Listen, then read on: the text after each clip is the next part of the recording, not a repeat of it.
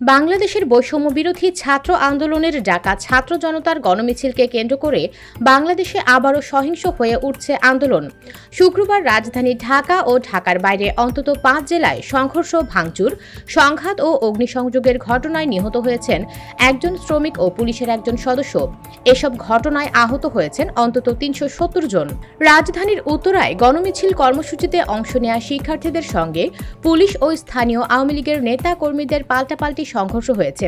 এ সময় আওয়ামী লীগের নেতাকর্মীদের কারো কারো হাতে ধারালো অস্ত্র দেখা গেছে। পুলিশের সঙ্গে বিক্ষোভকারীদের ব্যাপক সংঘর্ষ হয়েছে সিলেট ও খুলনায়। লক্ষ্মীপুরে বিক্ষোভকারীদের সঙ্গে যুবলীগ ও ছাত্রলীগের নেতাকর্মীদের সংঘর্ষ হয়েছে। এ সময় এক যুবককে অস্ত্র হাতে বিক্ষোভকারীদের ধাওয়া দিতে দেখা গেছে। নরসিংদীতে আওয়ামী লীগ, ছাত্রলীগ, যুবলীগের নেতাকর্মীরা হামলা চালিয়ে বিক্ষোভকারীদের ছত্রভঙ্গ করে দিয়েছেন। এর আগে কোটা সংস্কার আন্দোলনের প্ল্যাটফর্ম বৈষম্য বিরোধী ছাত্র আন্দোলনের কর্মসূচি ঘিরে ১৬ থেকে ২১ জুলাই পর্যন্ত সংঘর্ষ সংঘাতের ঘটনায় নিহত হয়েছেন ২১৩ জন। গতকাল আরও ২ জন নিহত হলেন। এ নিয়ে মোট মৃত্যু হল ২১৫ জনের। বৃহস্পতিবার বৈষম্য বিরোধী ছাত্র আন্দোলন সংবাদ বিজ্ঞপ্তি দিয়ে জানিয়েছিল, গণহত্যা ও গণগ্রেপ্তারের প্রতিবাদে এবং শিক্ষার্থীদের ৯ দফা দাবি আদায়ে শুক্রবার প্রার্থনা ও ছাত্র জনতার গণমিছিল কর্মসূচি পালন করা হবে। গতকাল অন্তত ২৮ জেলায় এই কর্মসূচি পালনে ব্যাপক সংঘর্ষ সংঘাতের খবর পাওয়া যায়।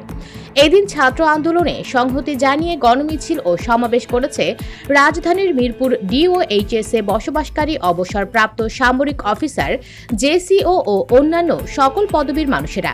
আজ শুক্রবার বিকেলে প্রবল বৃষ্টির মধ্যে কয়েক হাজার মানুষ এই গণমিছিলে যোগ দেন।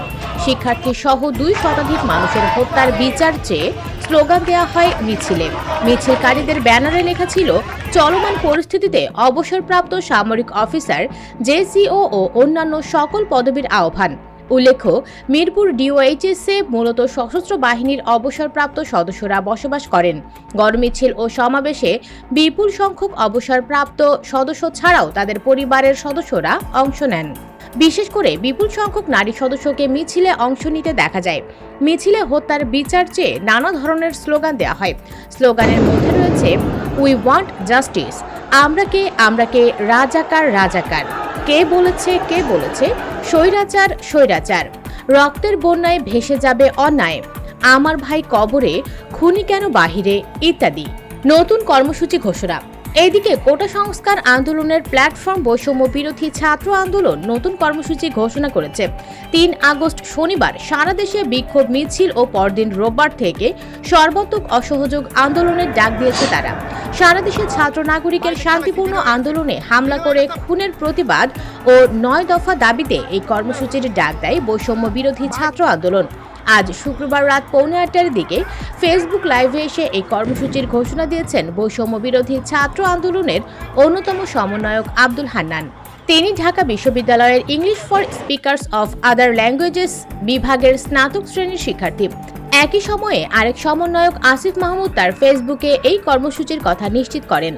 আব্দুল হান্নান আরও বলেন, বৈষম্য বিরোধী ছাত্র আন্দোলনের পক্ষ থেকে আমরা স্পষ্ট ঘোষণা করছি যে আগামীকাল শনিবার সারা দেশে প্রতিটি পাড়া মহল্লায়, প্রতিটি জায়গায় বিক্ষোভ কর্মসূচি পালিত হবে।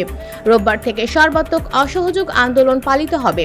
তিনি বলেন, এই সরকারকে কোনো কর দেয়া হবে না, বিদ্যুৎ গ্যাস বিল দেয়া হবে না, সচিবালয় ও সরকারি বেসরকারি সব কার্যালয় বন্ধ থাকবে, গণভবন, বঙ্গভবনে কোনো গাড়ি ঢুকবে না। এই সরকারকে সর্বাত্মক অসহযোগিতা করা হবে। এই সরকার যেন আর না থাকতে পারে, সেই জন্য সবাইকে এসব কর্মসূচি পালনের আহ্বান জানান তিনি। US Bengal desk.